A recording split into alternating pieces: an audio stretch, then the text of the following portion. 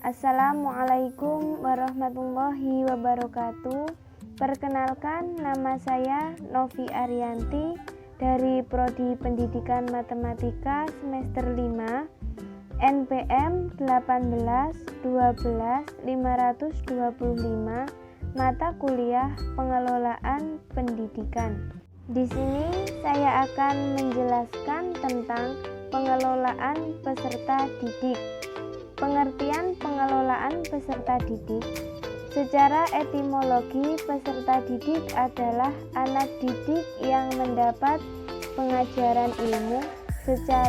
Sedangkan secara terminologi, peserta didik adalah anak didik atau individu yang mengalami perubahan, perkembangan hingga masih memerlukan bimbingan dan arahan dalam bentuk kepribadian serta sebagai bagian dari struktur proses pendidikan.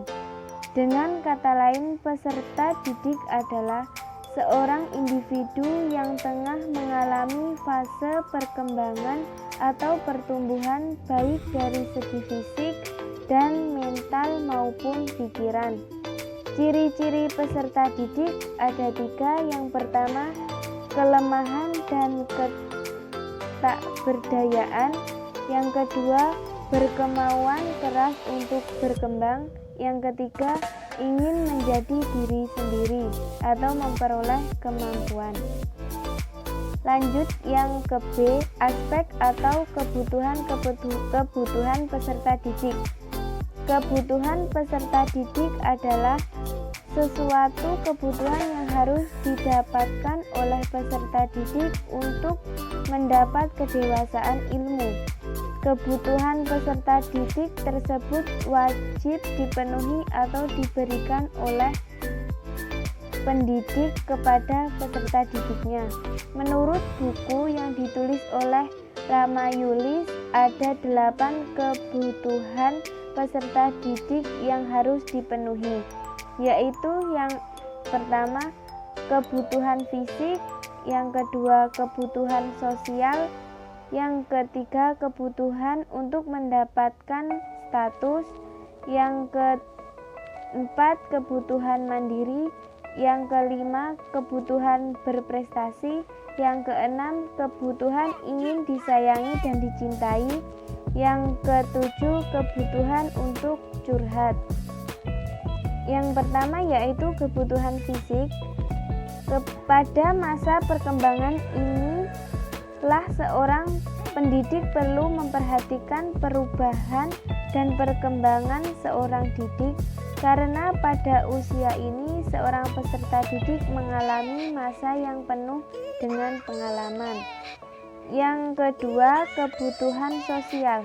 Secara etimologi, sosial adalah suatu lingkungan kehidupan. Pada hakikatnya, kata sosial selalu dikaitkan dengan lingkungan yang akan dilampaui oleh seorang peserta didik dalam proses pendidikan. Yang ketiga, kebutuhan untuk mendapatkan status. Kebutuhan mendapatkan status adalah suatu yang dibutuhkan oleh peserta didik untuk mendapatkan tempat dalam suatu lingkungan. Yang keempat, kebutuhan mandiri.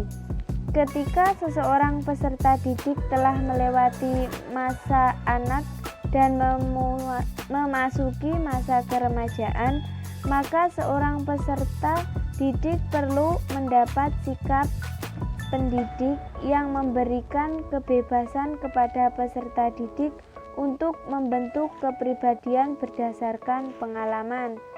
Yang kelima, kebutuhan untuk berprestasi.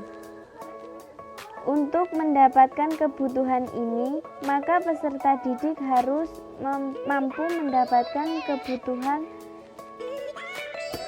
status dan kebutuhan mandiri terlebih dahulu. Karena kedua hal tersebut sangat erat kaitannya dengan kebutuhan berprestasi. Yang keenam, kebutuhan ingin disayangi dan dicintai.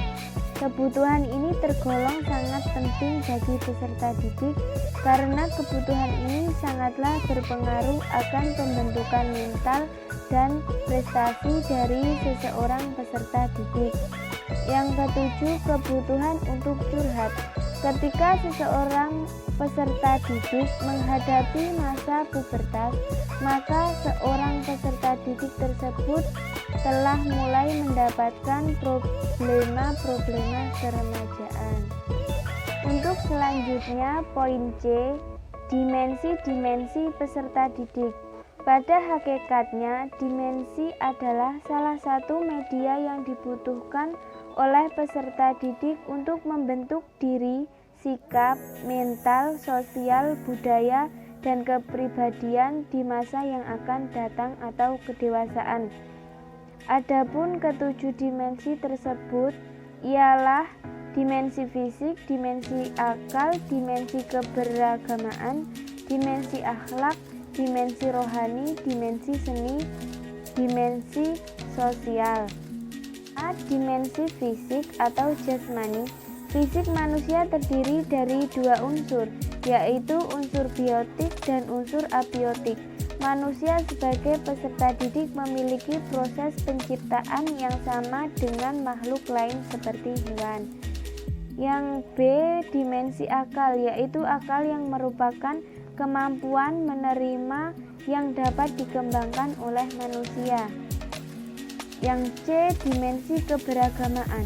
Manusia sejak lahir ke dunia telah menerima kodrat sebagai Homo divinus atau Homo regilius, yaitu makhluk yang percaya akan adanya Tuhan atau makhluk yang beragama.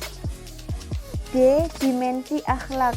Akhlak menurut pengertian Islam adalah salah satu hasil dari iman dan ibadah. Karena iman dan ibadah manusia tidak sempurna kecuali kalau dari situ muncul akhlak yang mulia. C, dimensi rohani.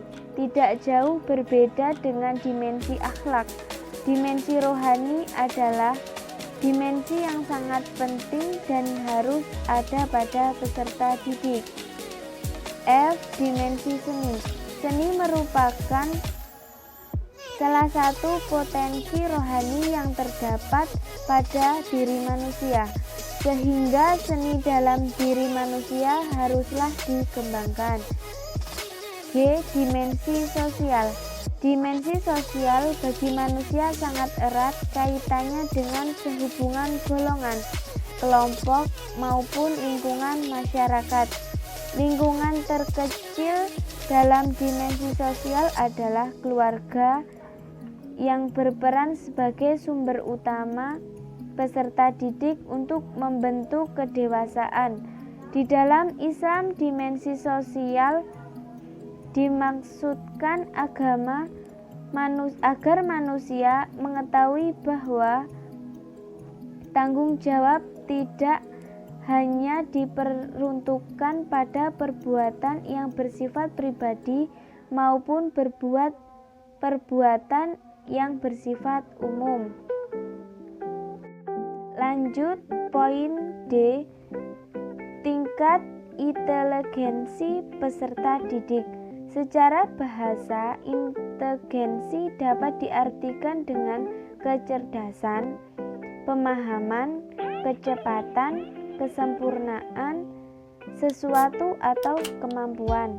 Sedangkan menurut Kamus Besar Bahasa Indonesia atau KBBI, inteligensi adalah daya menyesuaikan diri dengan keadaan baru dengan mempergunakan alat-alat berpikir menurut tujuan dan kecerdasannya. Berdasarkan tingkat kecerdasan dan tujuan, sehingga inteligensi atau kecerdasan dalam pendidikan Islam dikelompokkan menjadi 4 golongan, yaitu kecerdasan intelektual, kecerdasan emosional, kecerdasan spiritual, dan kecerdasan kolbiyah. Poin pertama yang dimaksud dengan kecerdasan intelektual adalah kecerdasan yang berhubungan dengan pengembangan tingkat kemampuan dan kecerdasan otak, logika atau IQ. Untuk yang kedua, kecerdasan emosional. Menurut Daniel Goleman, kecerdasan emosional adalah kemampuan untuk memotivasi diri sendiri, bertahan menghadapi frustasi, mengendalikan dorongan hati, tidak melebih-lebihkan kesenangan, mengatur suasana hati, menjaga akan beban stres, tidak melumpuhkan kemampuan berpikir, berempati dan berdoa. Poin yang ketiga, kecerdasan spiritual. Secara etimologi, spiritual berarti yang berkehidupan atau sifat hidup.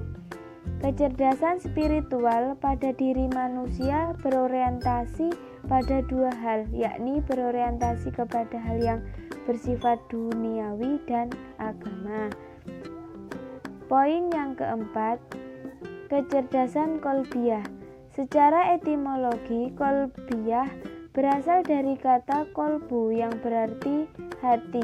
Dalam pengertian istilah, kecerdasan kolbiyah berarti kemampuan manusia untuk memahami kolbu dengan sempurna dan mengungkapkan isi hati dengan sempurna sehingga dapat menjalin hubungan moralitas yang sempurna antara manusia dan dunia. Untuk yang poin C, etika peserta didik. Etika peserta didik adalah suatu yang harus dipenuhi dalam proses pendidikan. Dalam etika peserta didik memiliki kewajiban yang harus dilaksanakan oleh peserta didik. Dalam buku yang ditulis oleh Rama Yulis, menurut Al-Ghazali ada 11 kewajiban peserta didik, yaitu yang pertama, belajar dengan niat ibadah dalam rangka taqarrub kepada Allah Subhanahu wa taala, sehingga dalam kehidupan sehari-hari anak didik dituntut untuk mensucikan jiwanya dari akhlak yang rendah dan watak yang tercela. Yang kedua, mengurangi kecenderungan pada duniawi dibandingkan masalah ukhrawi. Yang ketiga, bersikap tawadu atau rendah hati dengan cara meninggalkan kepentingan pribadi untuk kepentingan pendidikannya.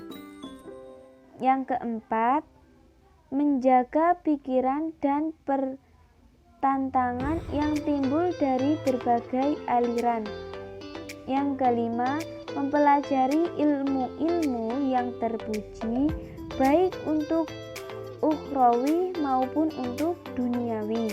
Yang keenam, belajar dengan bertahap dengan cara memulai pelajaran yang mudah menuju pelajaran yang sukar.